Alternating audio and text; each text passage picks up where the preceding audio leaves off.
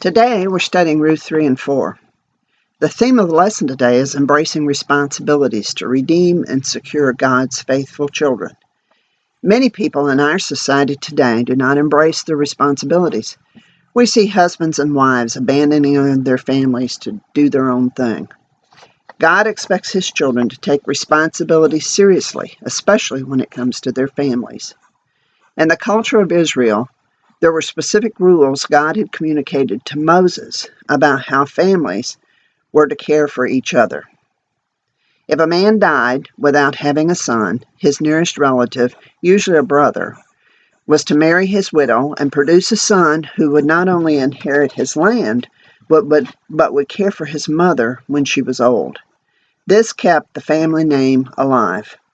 Since Elimelech's sons had also died, the nearest relative would have to purchase his land from Naomi to give her money to care for herself, and they would have to marry Ruth. If Ruth was able to bear a son when he was an adult, he would inherit the land of his grandfather, which would have gone to his father Mahlon, the land that the family redeemer had paid Naomi for. This meant that all those years of producing and raising a son would require the family redeemer to purchase the land, financially support them all, and would not receive any inheritance in the end, since he would return the land to the son. That was a lot of responsibility. Throughout the book of Ruth, we see love displayed. Elimelech was trying to provide for his family during the famine when he took them to Moab. Naomi's broken heart when her husband and sons died. Ophrah and Ruth toward their mother-in-law. Naomi's unselfish love for Ophrah and Ruth when she wanted them to go back to their mother's home because she thought they would have a better life. Boaz's love toward Ruth and Naomi when he was willing to take responsibility for them. Boaz, Ruth, and Naomi's love and obedience to God. Even though Naomi was bitter over losing her husband and both sons, she never lost her love for God. These are great demonstrations of love. If you will now read with me Ruth 3, verses 8 to 13. And it came to pass at midnight that the man was afraid and turned himself, and behold, a woman lay at his feet. And he said, Who art thou? And she answered, I am Ruth, thine handmaid. Spread therefore thy skirt over thine handmaid, and for thou art a near kinsman. And he said, Blessed be thou of the Lord, my daughter, for thou hast showed more kindness in the latter end than at the beginning, inasmuch as thou followest not young men, whether rich or poor. And now, my daughter, fear not. I will do to thee all that thou requirest, for all the city of my people doth know thou art a virtuous woman. And now it is true that I am thy near kinsman, howbeit there is a kinsman nearer than I. Tarry this night, and it shall be in the morning, that if he will perform unto thee the part of a kinsman, well, let him do the kinsman's part. But if he will not do the part of a kinsman to thee, then I will do the part of a kinsman to thee, as the Lord lives. Lie down until the morning. We see Naomi had advised Ruth what to do according to the Jewish custom to make known to Boaz that she was expecting him to fulfill the role of the family redeemer. Naomi instructed her to make herself presentable to him. We see Ruth being obedient to Naomi and doing exactly as she instructed her to do. Naomi was taking a risk here. According to the rules God had given Moses, the next closest relative would have been the one to take the responsibility for purchasing the land from Naomi and caring for both Naomi and Ruth. Either Naomi didn't know there was a relative closer than Boaz, or she was really taking a chance by having Ruth approach Boaz.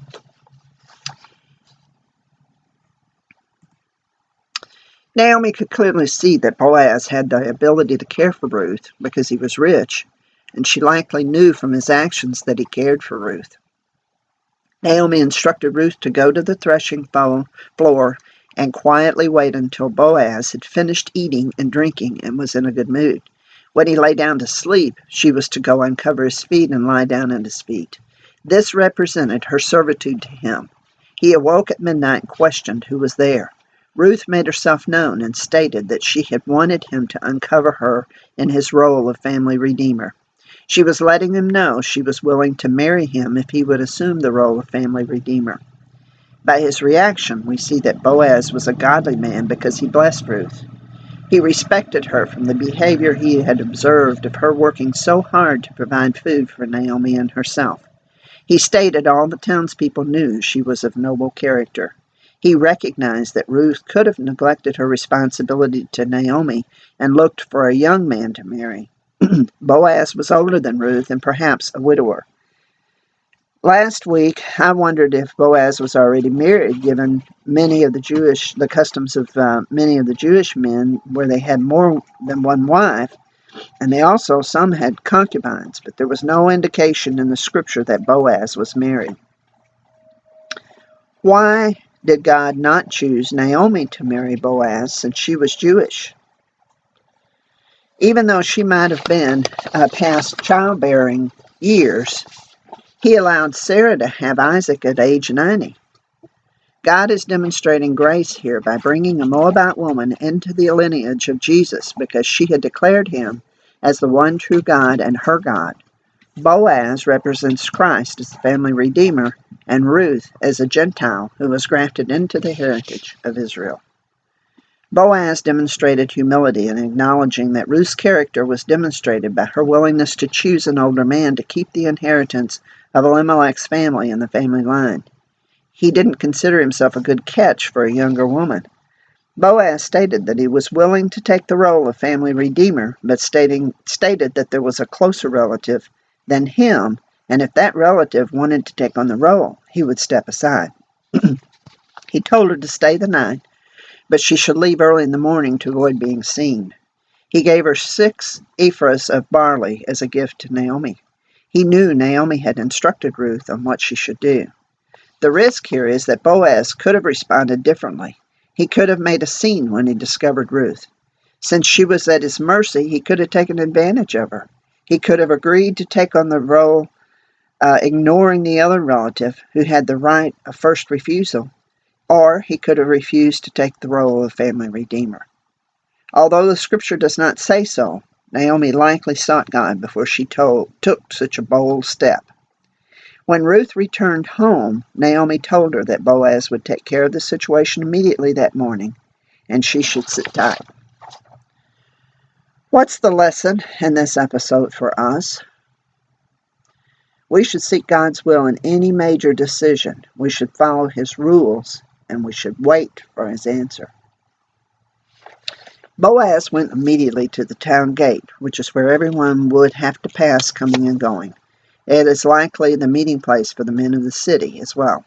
When the nearest relative came by, he asked him to join him, as well as getting 10 other men to join them.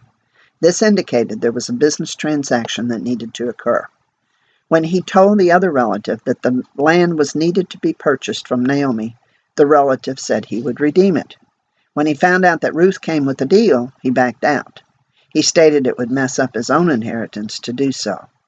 We don't know if he was already married with sons, and that's why it would mess up his inheritance. What's interesting is we don't even know this man's name, but Boaz, who was willing to take on his responsibility, had the awesome privilege of being in the bloodline of King David and Jesus. Let's read Ruth chapter 4, verses 13 to 17. Boaz states that since the nearest relative had refused, he would purchase the land from Naomi and take Ruth as his wife.